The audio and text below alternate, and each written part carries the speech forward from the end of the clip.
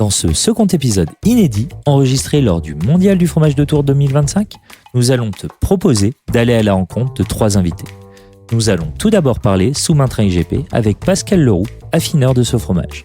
Avec lui, nous allons tenter de percer tous les secrets de cette croûte lavée, parfois méconnue. On parlera également affinage. Dans la suite de cet épisode, nous te proposons d'aller à la rencontre d'Annick Polez, nouvelle présidente de la Fédération des fromagers de France. Nous allons nous intéresser à son parcours, à sa vision, à sa ligne directrice pour son premier mandat à la présidence.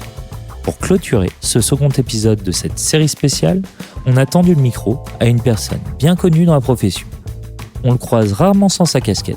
Je veux bien sûr parler de Vincent Philippe, gagnant du concours mondial du meilleur fromager 2023. Il nous parlera de son expérience de cette compétition et de ce que cela a changé pour lui. Nous te souhaitons une très bonne écoute. Romain, Alors, un nouvel épisode, un nouvel invité surtout. un nouvel invité. C'est qui est devant nous? On part où là? On part dans Lyon. On est toujours à Tours, mais on part dans Lyon. Oui, on est toujours à Tours, on part dans Lyon on a la avec... chance d'accueillir Pascal Leroux. Bonjour Pascal.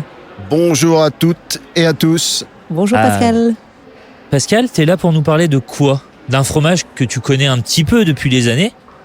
Oui, un fromage que je connais, oui, un petit peu. On va parler surtout du sous-main-train. Nous, on te connaît, mais peut-être que des gens qui nous écoutent ne te connaissent pas. Moi, c'est Pascal Leroux.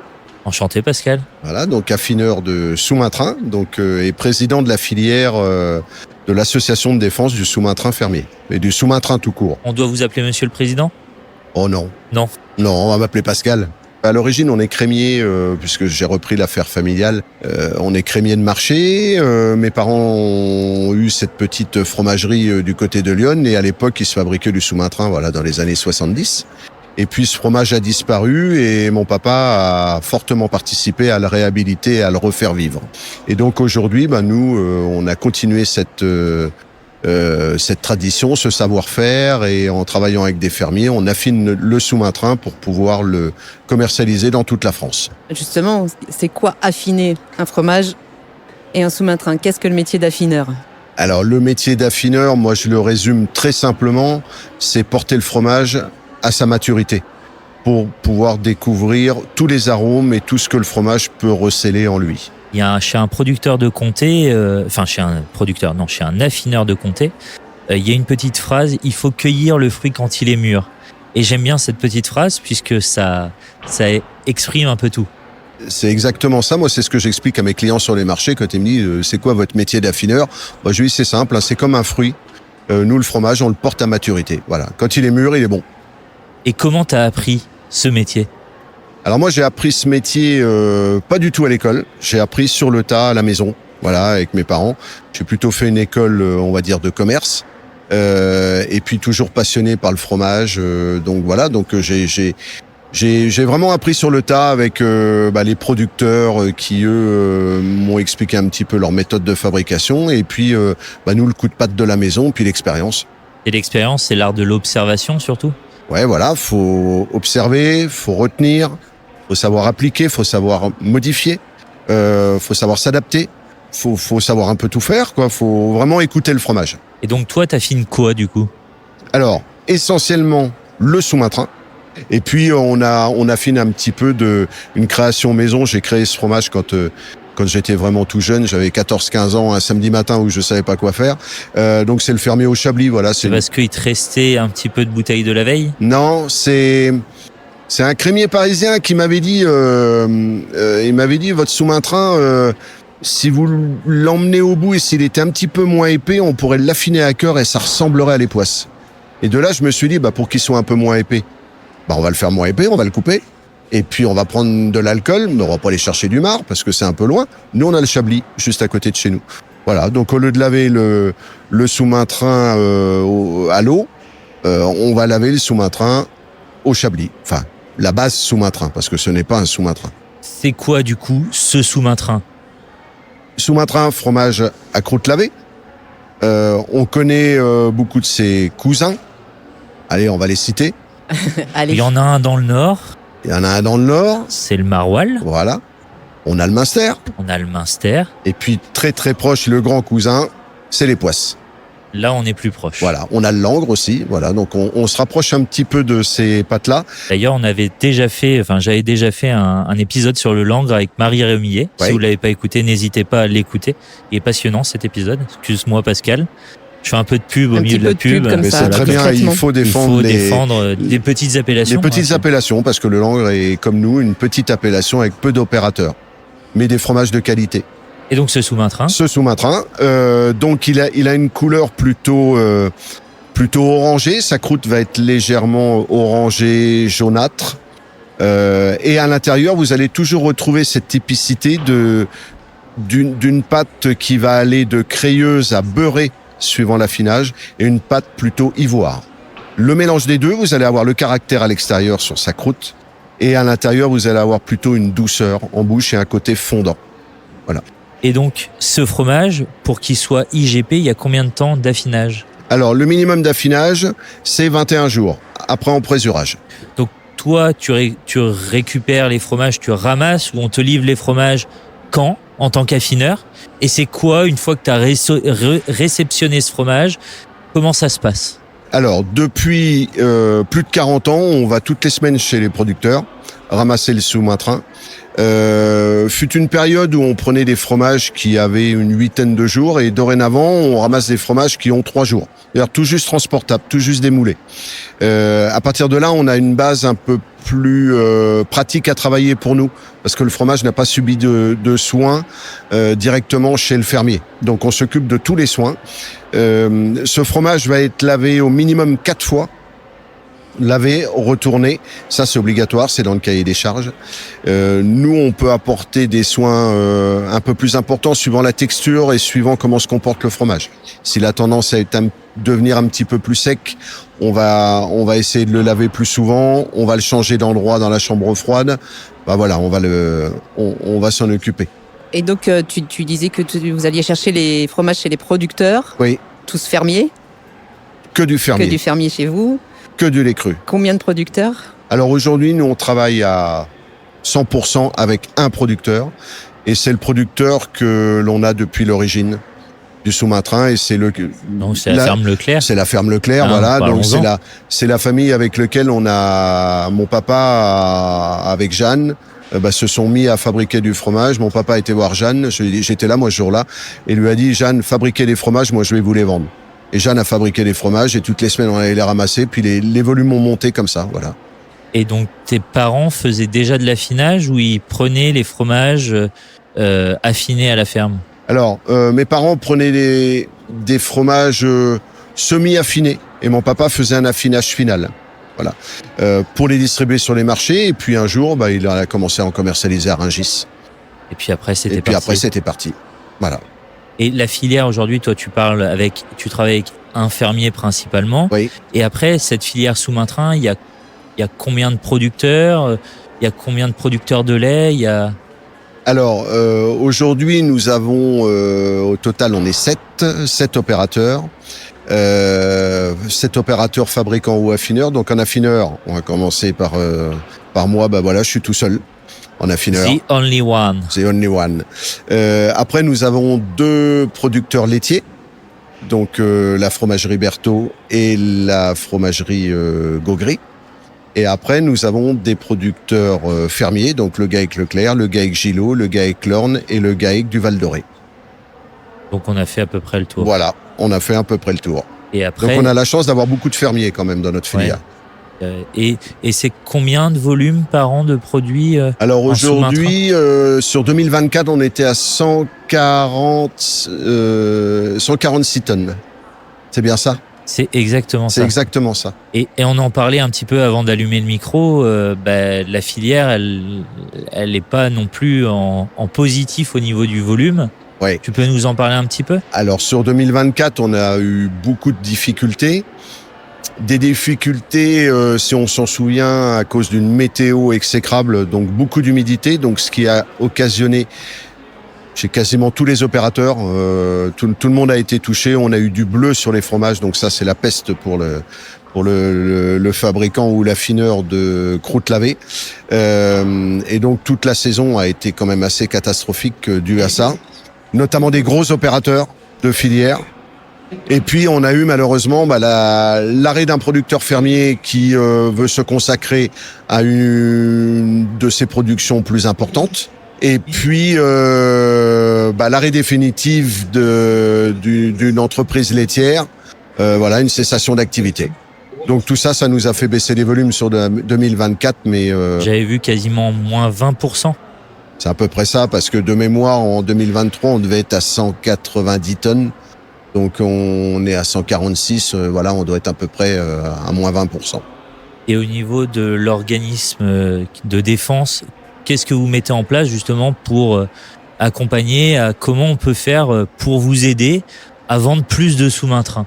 Alors, comment on peut vendre plus de sous-mains-trains? Nous, on est en train d'y réfléchir, c'est-à-dire que aujourd'hui, on va travailler avec ceux qui vendent nos fromages. Donc, on va se rapprocher des filières de distribution pour expliquer ce qu'est notre sous-main-train, parce qu'on a un gros manque de notoriété. On a pris une boîte de communication qui nous a fait une étude là-dessus, et c'est clairement ça. Donc, le sous-main-train, c'est quoi? Ou alors le sous-main-train, j'adore. Donc, c'est soit on aime, soit on connaît pas.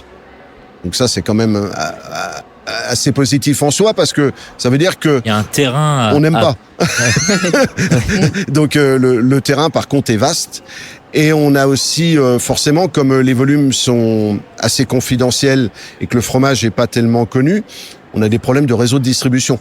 Comment le distribuer partout pour que les clients, les consommateurs puissent trouver ce fromage? Donc il faut que les filières, les réseaux de distribution mettent du sous-main-train dans les rayons. Voilà, nous on va faire le job pour que le consommateur ou le crémier ait connaissance que notre fromage existe, puisse le goûter au maximum, mais si derrière il peut pas l'acheter parce qu'il n'est pas présent en rayon, que ce soit chez les crémiers ou que ce soit dans la GMS, ça va pas être possible, quoi. Et d'ailleurs, on n'est pas venu sur un point. Tout à l'heure, t'as donné d'autres croûtes lavées. Comment ça se fait que ce sous-main-train a une couleur qui est pas du tout proche d'un époisse, d'un minster ou d'un maroilles? Nous, c'est la croûte naturelle. C'est-à-dire qu'il n'y a pas d'adjonction de Finalement, colorant. c'est finalement Voilà. Pas sur le maroilles non plus. Et sur le maroilles non plus, mais C'est votre Brevibacterium qui... notre techno, permet d'avoir un fromage de cette couleur. On a des différences de couleur des fois entre les différents opérateurs. Ceux qui fabriquent de l'époisse, ils sont un peu plus rouges. Ils sont un petit peu plus rouges. Voilà. Nous, on est plutôt légèrement jaune orangé. Et ce nom sous-main-train, ça vient d'où? C'est quoi l'histoire de ce fromage? Sous-main-train, ça vient d'un petit village. Un petit village dans l'Yonne, alors pour vous situer entre Auxerre, Troyes, Sens-Tonnerre, voilà, à côté de Saint-Florentin. Donc tout petit village, je crois qu'il y a 300 habitants. Et on retrouve des traces de ce fromage dans des écrits au Moyen-Âge. Des écrits d'échange et de paiement de fermage dû à l'abbaye de Pontigny. Donc Voilà. croûte lavée, souvent origine monastique, cistercienne. Voilà. Donc on c'était est pas dedans. du tout les moines qui fabriquaient, c'était les D'accord. fermiers. Eux, ils prenaient juste des taxes. Et les taxes étaient payées en fromage pour se nourrir. Voilà, un moine bien gras. On n'était pas là pour les voir. On n'était pas là pour les voir.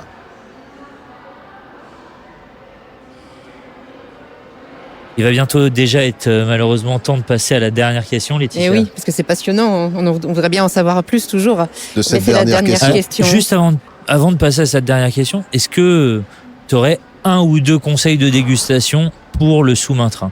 Alors les conseils de dégustation, le sous-main-train, déjà faut, comme tout Faut fromage, en acheter. faut en acheter. Voilà, Voilà. pour commencer. Il faut le remettre un peu en température, comme tout fromage. Ça, c'est évident. Mais vous pouvez le manger, on va dire, à toutes les sauces. Il se cuisine très bien. Moi, j'ai des clients qui font des croque-monsieur. Vous pouvez faire de la sauce. Vous pouvez le manger comme ça en plateau. Il se suffit à lui-même. Donc, voilà, une bonne baguette de pain et puis un bon morceau de sous-main-train Et puis c'est reparti. Vous allez être le plus heureux, là. Et là, nous, on a la chance d'en avoir un devant nous. Ah Ouais. ben, Quand même, il nous appelle vraiment beaucoup. il appelle là. le couteau est pas loin Ouais, de la le couteau planche, est pas mais loin. Ouais, le mais couteau se rapproche d'ailleurs. il dit mangez-moi, mangez-moi, C'est mangez-moi. ça. Là, voilà, il commence à fuir vers moi. Je sens que Il coule pour toi, Laetitia. j'espère que je vais pouvoir croquer dedans. Il est temps maintenant de passer à la dernière question. Donc, cette fameuse question, dernière question. Pascal, Pascal. quelle est ta pizza préférée? Ma pizza préférée, la pizza au sous-marin. Oui, mais Quoi c'est pas objectif. Tu m'as dit Eh hors oui. micro que c'était la hawaïenne. Oui, avec de l'ananas. Mais la première, c'est quand même le sous-marin. La deuxième, c'est la moyenne. Mais bon, tu vois, tu m'avais dit hors Ouais. micro, mais bon, Ouais, je voulais pas écoute, l'avouer à toute la filière. On est gastronome ou on n'y est pas. hein. Merci beaucoup, Pascal. Merci à vous. Merci Pascal. Allez, à très Merci. vite. Merci. À bientôt. Salut.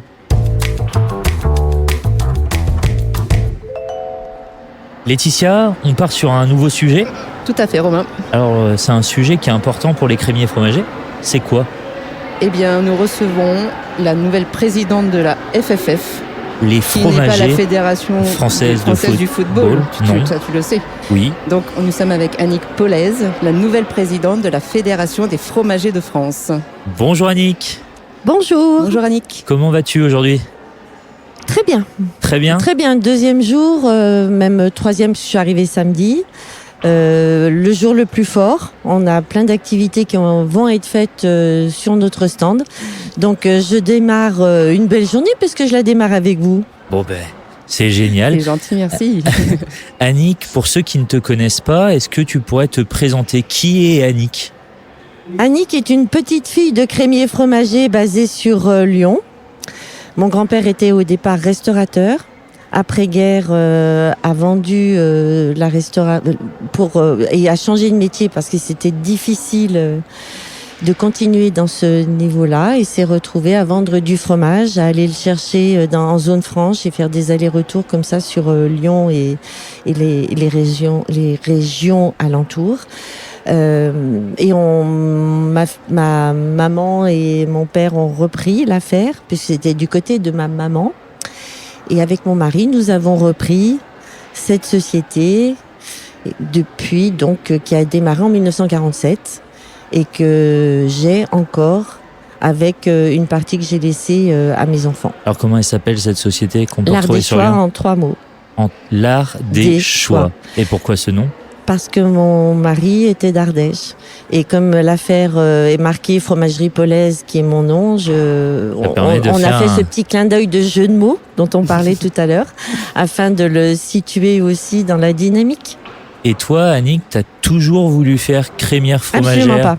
Ah, c'est quoi ton parcours du coup? Je ne voulais pas être crémière. Voyant mes parents travailler comme des dingues, mon parcours, c'est BTS Tourisme. D'accord. Rien à voir.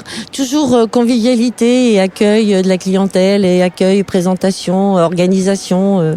Toujours dans cette thématique-là, mais absolument pas dans le fromage. C'était une obligation puisque, étant une petite fille turbulente, je passais mon temps à être punie dans la cave à retourner les picodons. Donc je me disais, ce métier, je ne l'aime pas.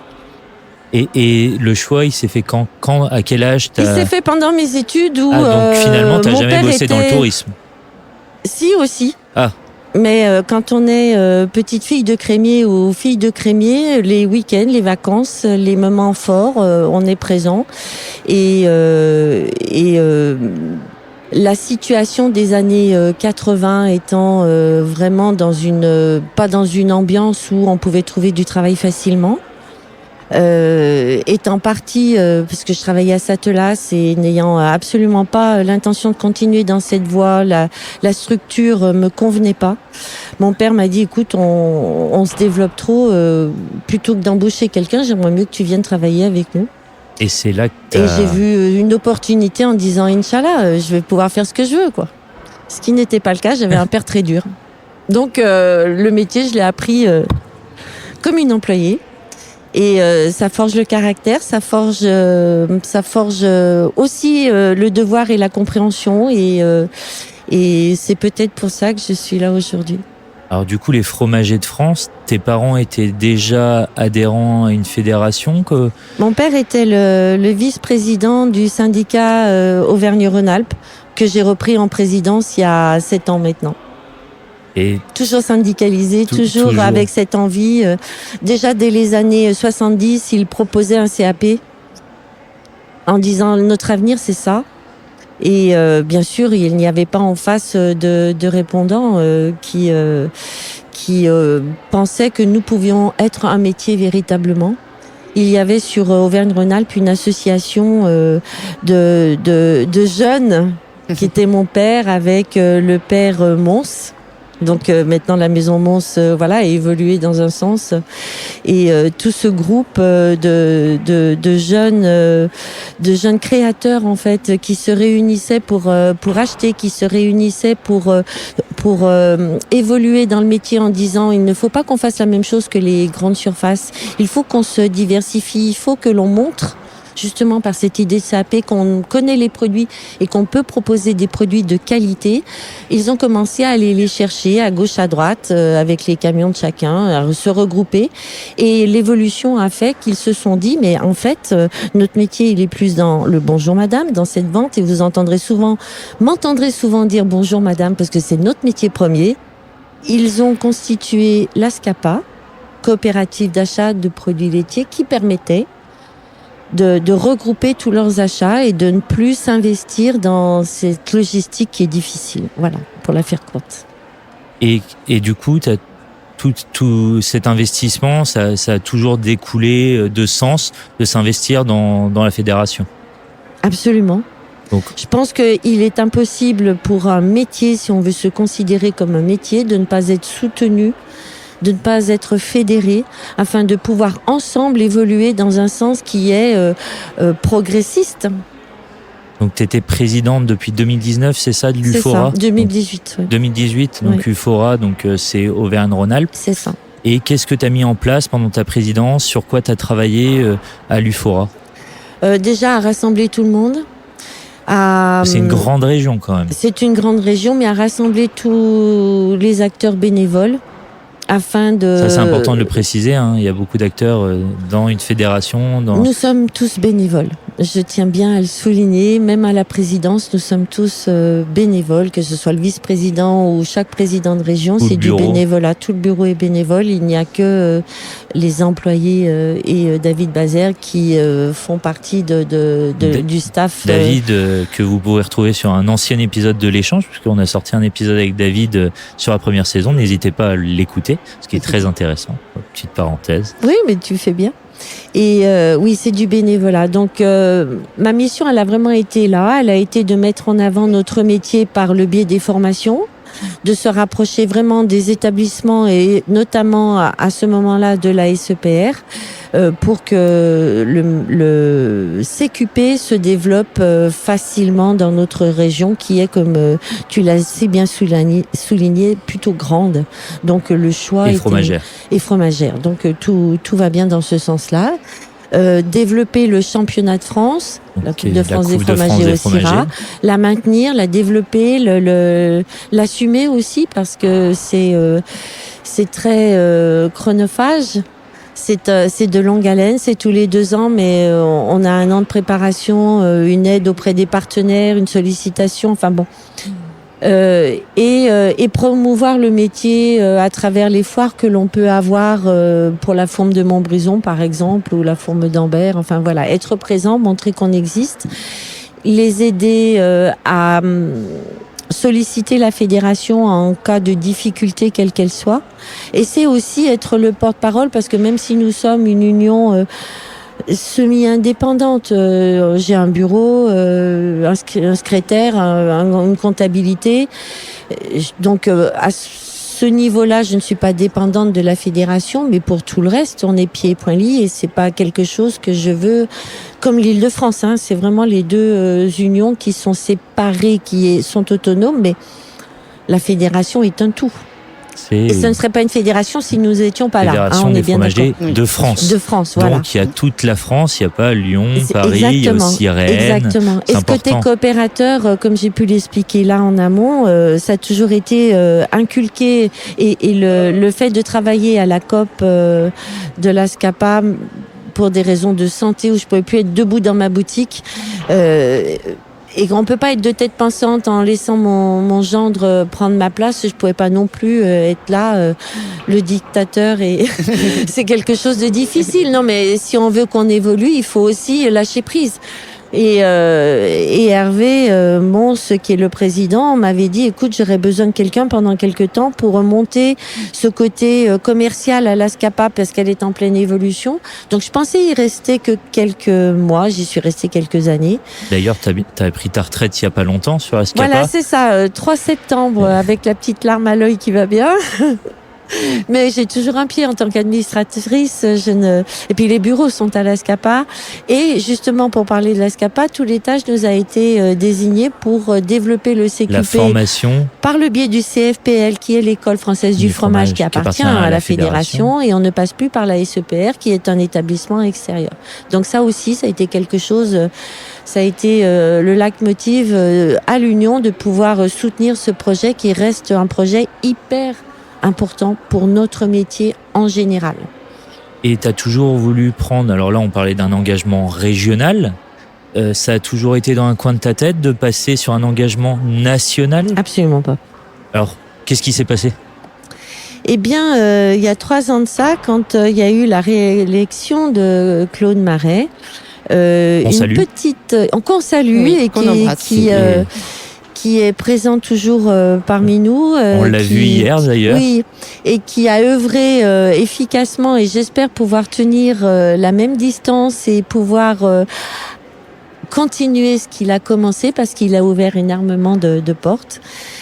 Petite parenthèse. Une petite dame très efficace qui s'appelait Michel Thiolan m'a parlé plusieurs fois en me disant, tu sais, tu as de bonnes idées, tu devrais prendre la relève, pourquoi tu t'es pas présenté? Moi, c'est pas mon rôle. Bon, mon rôle, c'est j'ai du boulot à côté, j'ai la boutique, je donne des cours en formation. Ouais, mais tu sais, tu devrais y réfléchir. Et elle a mis 3 ans à peu près pour me convaincre. Elle a été chercher d'autres acteurs de la filière qui sont venus en me disant, elle a une bonne idée, Michel, ça serait peut-être pas mal que tu y réfléchisses. Je réfléchis jusqu'au moment où je me suis dit, après tout, pourquoi pas. Et puis voilà. La retraite arrivant, enfin bon, c'était le moyen de se dire, je remplace un projet par un autre. Et au bon moment. C'est ça. C'était au bon moment. Donc bon timing. Et quand les étoiles sont bien alignées, il n'y a pas de raison qu'on s'y engage pas. Alors maintenant, on va parler un petit peu peut-être plus des missions de la fédération. On est là pour les représenter dans un premier temps, et ce qui est le plus fort de la fédération, c'est les représenter au niveau des instances patronales. Ce qui nous permet d'avoir notre voix sur des sujets, sur des réglementations qui peuvent les aider dans leur travail, qui peuvent aider leurs employés. Les droits et devoirs de l'employeur et de l'employé, c'est au niveau de ce patronat qui est représenté par la fédération au sein de cette branche, d'avoir ces arguments pour dire, mais nous les crémiers, on ne peut pas rajouter 1 ou 2 euros de l'heure à nos employés, ce n'est pas possible, on n'a pas les moyens. Par exemple, c'est l'exemple typique où on se bat souvent parce que certains nous disent, les CGTistes, sans les nommer, ils ont raison de défendre les employés, mais ils disent, il faudrait qu'il soit au moins 5 euros de plus. On ne peut pas. Allons-y crescendo. Donc voilà, c'est ce discours-là. Les conventions collectives, la réglementation des non-sédentaires, parce que la Fédération des fromagers de France ne représente pas que le sédentaire. Le non-sédentaire existe, et même si le non-sédentaire n'adhère pas à la fédération française... Le non-sédentaire, les gens qui font les marchés. Oui, c'est ça, les non-sédentaires, c'est ça, c'est les forains. On peut connaître la part de sédentaires, enfin déjà 25%. Combien de crémiers fromagers en France? 4200. Voilà. Alors c'est 4200 qui sont adhérents. Non, 4200 qui sont représentés par l'État. Et aujourd'hui... Dans le sein de ces 4200, il y a 1500 adhérents. Dans les 4200, il y a 25% qui sont sur les marchés. Et en fait, il y en a peut-être même un peu plus, parce qu'il y a une évolution qui est en train d'arriver, il me semble, avec une évolution sur le code NAF. Oui, alors justement, ça fait partie bon nom. Ça fait, Breu. voilà, exactement, parce que nous étions, alors là aussi, si on part sur ce sujet-là, Oui, on en a pour plus que 20 minutes. nous faisions partie d'une branche qui représentait aussi les grandes surfaces. Et nous avons demandé à être scindés parce que justement, nous étions suffisamment nombreux pour pouvoir avoir une représentativité à l'égard des autres fédérations. Plus on est nombreux d'adhérents et plus on a un poids. Et en ayant ce poids qui est arrivé aujourd'hui, ça nous permet d'être indépendants, séparés de la grande distribution. Et force pour nous de pouvoir à ce moment-là justifier nos droits et devoirs et d'être représentés par un code, ce fameux code NAF.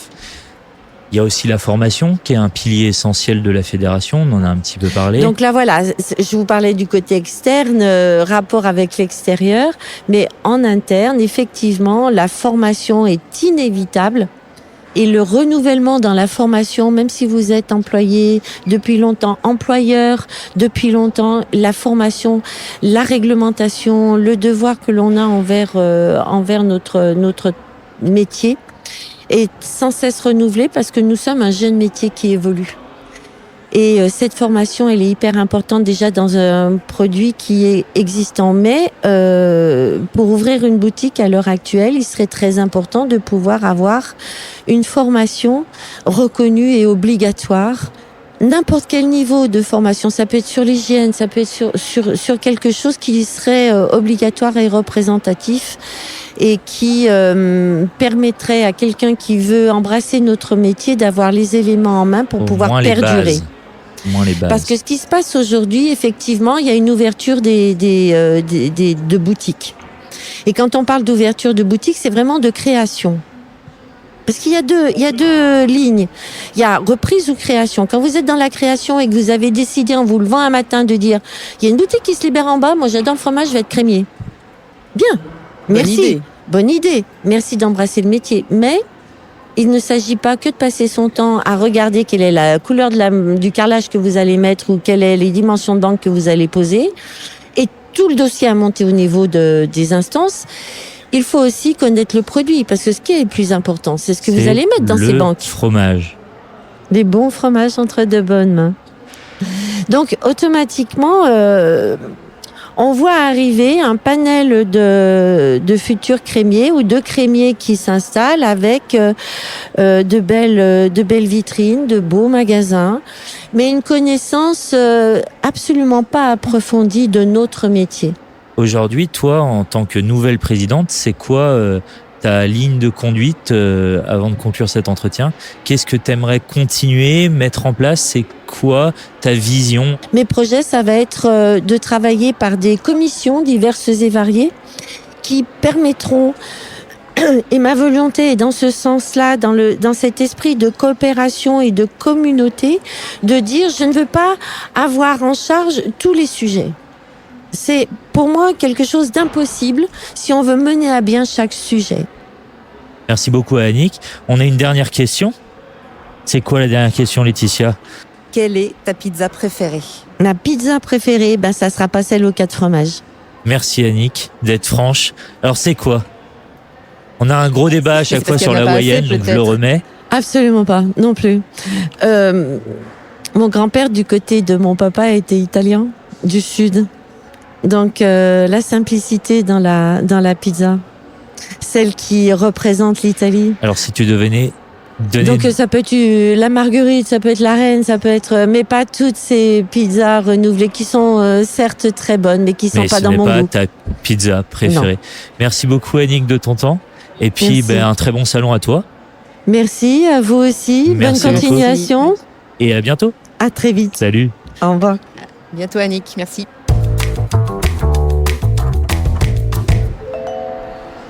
On accueille qui maintenant, Laetitia? Un invité de marque. Ouais, bretonne, il me semble. Bretonne. Attention, c'est un breton que nous accueillons aujourd'hui.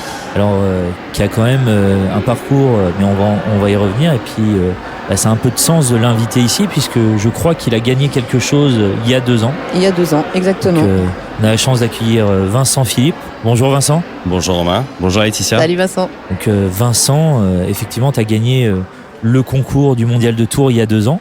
Tout à fait. Et puis, on peut commencer par demander à Vincent de nous expliquer son parcours. son parcours, voilà, Évidemment. de se présenter un petit peu. Mon parcours, je suis dans le métier depuis 25 ans. J'ai démarré en élevage de chèvres en centre-Bretagne, donc vraiment toutes mes racines. Je suis costarmoricain et il y a 7-8 ans, j'admirais le travail de concours de d'autres confrères sur les champions de France, sur les meilleurs ouvriers de France. Je t'admire pour ça, Romain. On est Merci, sur Vincent. un apprentissage du métier. Je me suis redécouvert une passion du fromage et j'intensifie justement cette relation avec les producteurs, avec les partenaires, avec les fermiers et avec les vendeurs et je suis vraiment maintenant noyé dans ce grand bain du fromage. Et aujourd'hui, tu travailles où? C'est quoi ton métier? Je travaille pour une maison qui est beaucoup connue pour son beurre. Donc, je travaille pour la maison Bordier. Donc, la partie de l'iceberg la plus connue, c'est le beurre Bordier. Mais nous avons 6 crèmeries fromageries. On a nos caves d'affinage et on va faire mûrir, on va chouchouter une grande quantité de variétés de fromages. Et mon métier, ça va être de conseiller sur l'affinage. Je l'ai fait pendant 20 ans.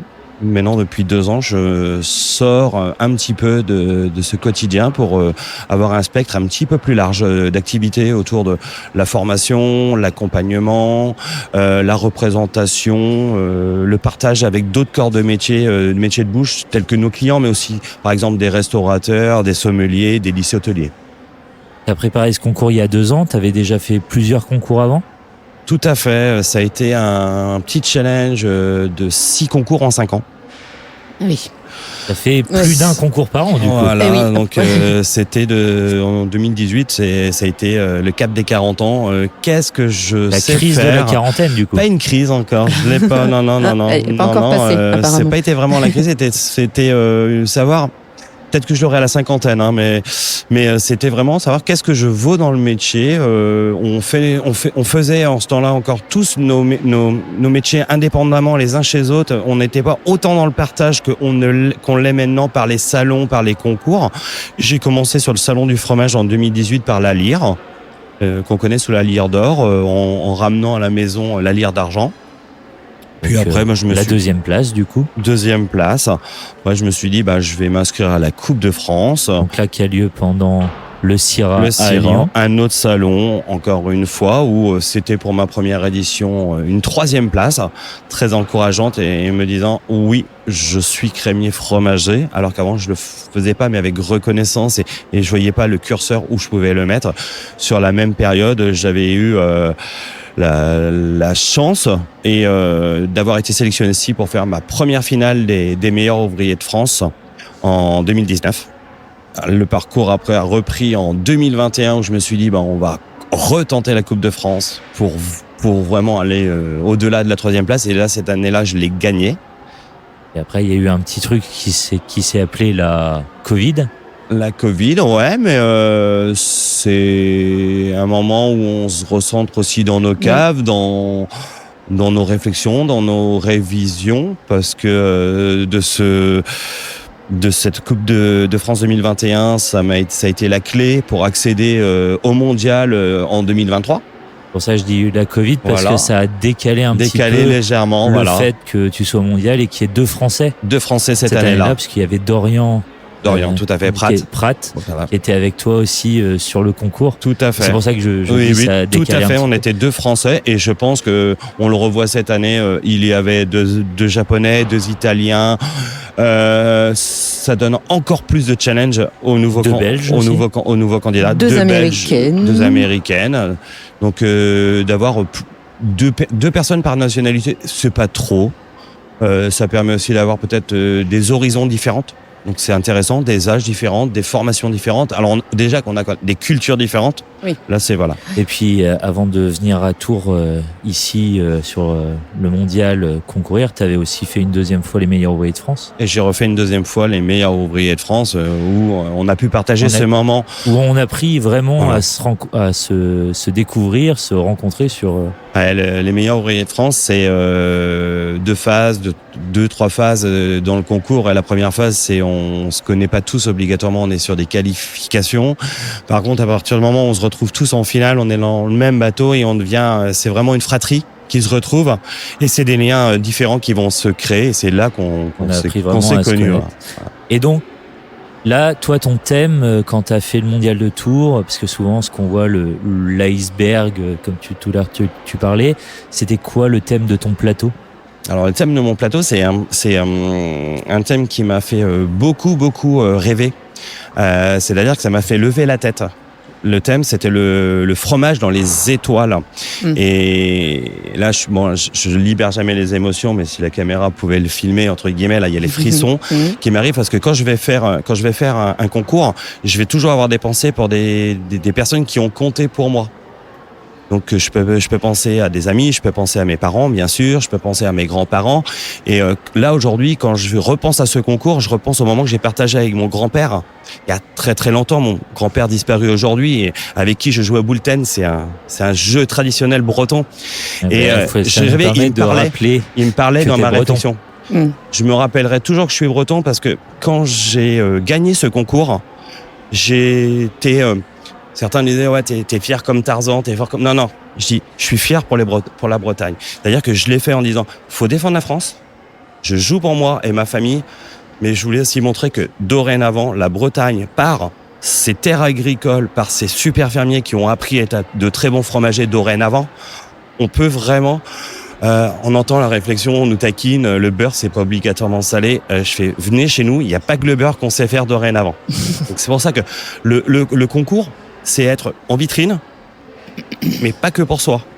Tu es en vitrine d'une société, la maison pour qui tu peux travailler, la tienne ou pas, mais tu es en vitrine aussi de ta région. Et c'est ça qui est beau, je trouve, dans les concours. Dans quel état d'esprit t'étais allé au concours ? Tu sortais des MOF ? Dans quel état d'esprit tu t'étais présenté à ce concours ? J'ai souhaité me présenter, et j'ai réussi dans ma préparation à véritablement pas être décontracté ou cool, mais de pouvoir le prendre avec plus de légèreté que j'avais pu faire les autres concours. Donc c'était vraiment de prendre du plaisir, de montrer que je prenais aussi du plaisir, et de pouvoir, pendant le concours, ce que j'ai jamais eu fait, observer aussi ce qui se passait autour de moi. Sur tous mes premiers concours, il y avait le sens auditif qui vraiment, j'écoutais, mais j'étais véritablement enfermé dans ma bulle. Je me rappellerai toujours mon premier concours en 2018 sur la lyre, où pendant que je découpe, je suis en train d'entendre des confrères crémiers fromagers qui sont en train de promouvoir Glisse en cœur, qui est une descente au Bornand, une descente caritative, et c'est un souvenir qui est resté gravé, et c'était juste la bulle auditive. Donc pour ça, comment on se prépare ? Un concours, c'est beaucoup de mental. C'est physique, parce qu'on va se donner un petit peu d'endurance, beaucoup de mental, et surtout un sens. Moi, sur ce concours-là, c'était un sens chronométré d'épreuve après épreuve, des timings que je m'étais donné. Et sur ce concours, c'est que chaque candidat s'organise comme il le souhaite. On n'impose pas le sens de certaines épreuves, l'ordre des épreuves. Et pour ma part, je pense que j'ai pris justement les épreuves différemment de mes autres confrères. Où ça m'a même inquiété des fois certains de mes collègues de travail qui étaient à côté, qui fait, mais qu'est-ce qu'il fait ? Tout le monde a fait ça, tout le monde fait ça, tout le monde fait ça. Moi, dans ma tête, j'étais serein, et j'ai surtout gardé ma ligne directrice. J'ai dit que je faisais comme ça parce que on fait des choses quand on est fatigué, des choses quand on est moins stressé, et c'était vraiment la solution que j'avais trouvée. Et pour te préparer, tu te fais accompagner pour préparer les concours Je pense qu'il y a des gens qui sont peut-être assez forts. Moi, je suis quelqu'un qui va peut-être être vite me distraire, ou qui peut avoir des moments d'inquiétude. J'ai pu l'avoir sur d'autres concours. C'est même plus des moments d'inquiétude, c'est des moments un peu de vide. De vide, et là c'est la très très grosse inquiétude où on a l'impression de tomber dans une spirale, et voilà, on va pas s'en sortir. Donc oui, je me fais accompagner. Les enfants et ma femme ont beaucoup subi les premiers concours. Je dis subi parce que on le ramène à la maison. La salle, il y a la table à manger dans la salle et à côté, il y a une grande table encore, en plus qu'on ramène, comme si on faisait un buffet, un banquet dans la maison et où on fait, on refait, on défait, on revient le soir, on démonte, on remonte. Voilà. Et maintenant, depuis 2 ans, depuis la finale des MOF 2022, j'ai une collègue de travail qui m'a aussi rejoint sur l'aventure. On partage cette passion maintenant autour du fromage, autour de la communauté fromagère aussi, et c'est Solène Bessac qui travaille. On peut la nommer, voilà. Oui. Solène Bessac qui travaille, Solène. qu'on embrasse, qui est à côté de nous d'ailleurs. Elle est là, Solène. Salut Solène. Elle est toujours là, du matin au soir, Voilà. à suivre Vincent. Voilà, donc c'est vraiment un soutien qu'il faut être à la fois moral et technique. Donc c'est vraiment là que c'est très important. On peut avoir autour de nous quelqu'un qui est le plus grand support moral, mais si quand on se pose des questions, il n'y a pas la connexion minimum, c'est compliqué. Et avec Solène, ça passe, on va dire, très bien. Et on en parlait encore ce matin. C'est les moments où on n'a pas besoin de se parler pour comprendre comment, dans quel état d'esprit, quelle est l'attente de l'autre. Ouais. Et ça m'arrive aussi maintenant dans mes missions, d'aller en magasin et souvent dans son magasin pour pouvoir être crémier, pour pouvoir former aussi nos nouveaux apprenants. La transmission. La transmission, c'est important. Et qu'est-ce que ça a changé, ce concours du Mondial de Tours ? Ce que ça a beaucoup changé pour moi, j'espère juste une chose, c'est que moi-même, j'ai pas trop changé. Le regard des autres a beaucoup changé. Des portes qui s'ouvrent beaucoup plus vite. Et ce qui est très constructif, parce que ça me prend moins de temps maintenant de rentrer dans des relations, dans des discussions, dans des visites et dans le partage avec certaines personnes. Quand j'arrive en lycée ou en CQP ou en CAP pour pouvoir transmettre, pour pouvoir passer une demi-journée, pour pouvoir aller sur un thème, la légitimité est là. Et je l'ai aussi construit comme une reconnaissance des acquis. On sait que le concours, le diplôme des meilleurs ouvriers de France est un diplôme. Ça permet aussi de faire de la reconnaissance des acquis pour les personnes qui n'ont pas de diplôme. Mais c'est vrai que pour moi, ça aide dans ce sens. Là, c'est bien que tu le précises, parce que le concours que tu as participé au Mondial de Tours, c'est un concours. Alors que le concours un des meilleurs ouvriers de France est un examen qui donne un diplôme. Du coup, il n'y a pas un premier, un deuxième et un troisième. Donc un diplôme d'État, oui, voilà. qui est donc sur là, une toi, notation. tu étais monté ici sur la plus haute marge du podium, mais c'est parce que c'est bien un concours, un championnat, etc. Les gens qui veulent préparer des concours, parce que apparemment, tu as un peu d'expérience, c'est quoi si on dit 3 conseils pour réussir un concours, en tout cas préparer un concours? C'est quoi, avec ton recul, les 6 concours que tu as préparés, c'est quoi que tu aurais à conseiller aux gens? 3 conseils que je pourrais donner, c'est d'estimer le temps que tu vas avoir besoin pour t'isoler, t'entraîner, réviser, faire des gestes, refaire des gestes. Ça peut être très très chronophage. Tout ce que tu fais en magasin ou en atelier d'habitude en 2 minutes, tu vas t'entraîner et il va te falloir 20 minutes parce que tu vas chercher un geste de la perfection et cette perfection doit être dupliquée des dizaines et des centaines de fois. Le geste le plus simple, je le dis souvent, c'est le plus dur à acquérir. Le geste le plus simple, oui. La pureté du geste. Couper une pointe de pâte pressée cuite, un comté, un gruyère.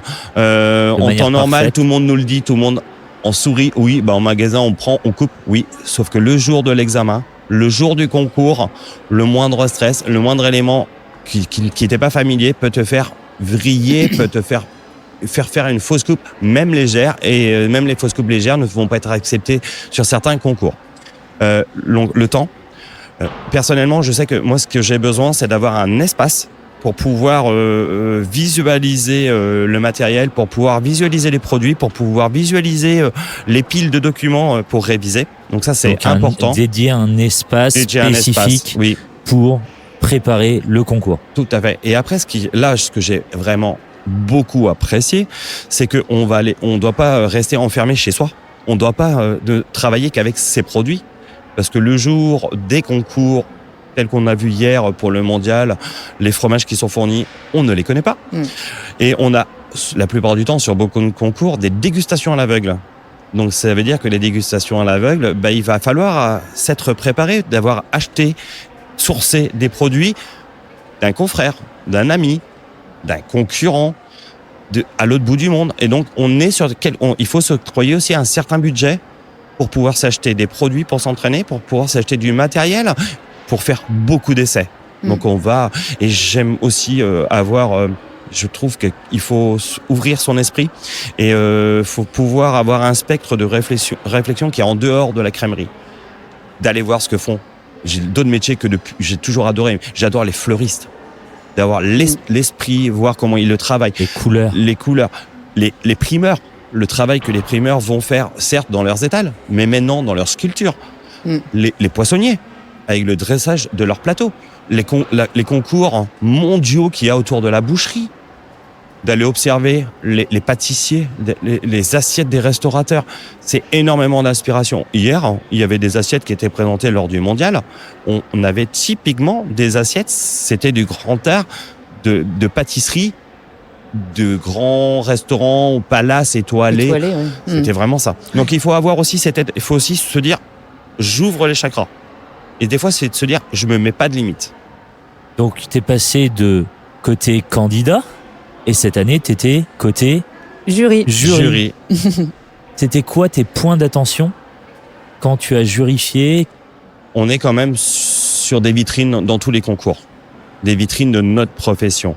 Donc je vais quand même me donner un a priori, je vais quand même me donner un avis sur le candidat en fonction de sa manière d'être, ne serait-ce que de sa tenue, de son standing, de sa posture et de l'état général de son plan de travail.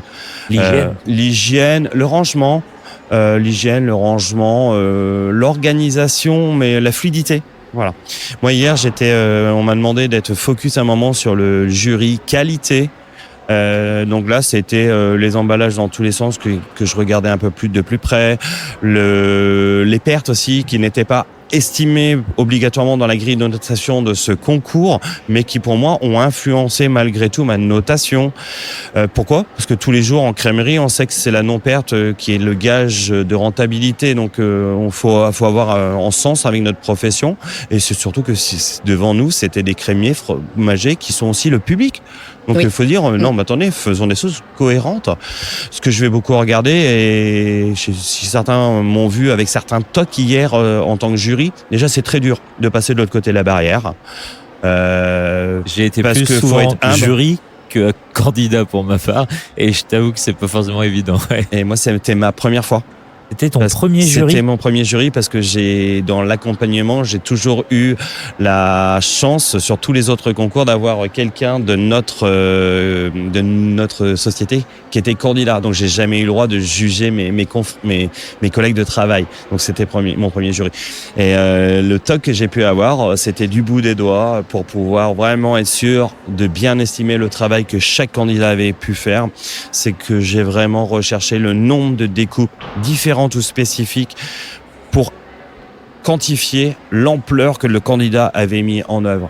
Quand je visualise, j'avoue, le stand de l'américaine qui gagne, 12, 13, 14 coupes différentes, une réflexion graphique très très forte. Le français, Mathieu, pareil, énormément de précision de coupe. Le belge aussi. C'était quelque chose sur la Coupe de France où c'était aussi très précis pour Mathieu. Très précis pour Mathieu. J'étais jury sur la Coupe de France et c'était très... En fait, on voit son passé... infirmier est vraiment ressorti. Infirmier et passionné de graphisme. Voilà. Et Mathieu, on se suit aussi depuis avant la Coupe de France. J'ai été jury, je l'ai juste croisé en mode encouragement il y a quelques mois et je lui dis reste qui tu es, perfectionne ce que tu fais, tu as ton âme. C'est un bon conseil, ça faut rester qui on est tout en prenant en compte le concours auquel on participe. Oui. Faut garder sa patte. Il faut quand même... Faut l'améliorer, faut la peaufiner. Mais on a certains confrères qui changent à chaque fois parce qu'ils voient ce qui se passe à côté, mais sauf que c'est pas leur âme. Mais par contre, il faut aussi écouter ce qu'on dit autour. Oui. Voilà, faut prendre les conseils et après en faire son propre parti. Moi, j'aurais une avant-dernière question. Il y a 2 ans, Vincent, quand tu as gagné ce concours, qu'est-ce que tu as fait après ? C'était quoi ta soirée ? Comment ça s'est passé ? Comment ça s'est déroulé ? Il y a eu deux moments. Il y a eu quand le concours a été fini et il y a eu quand il y a eu la proclamation. J'ai jamais eu un concours où je me suis autant amusé. On remerciera cette année l'organisation qui nous a climatisé le salon. Merci. Mais il y a 2 ans, oui. j'ai fini le concours sur le parking, dehors, à prendre l'air, en chaussettes, mais avec une grande fatigue, avec la température. Je dis, on va souffler un petit peu.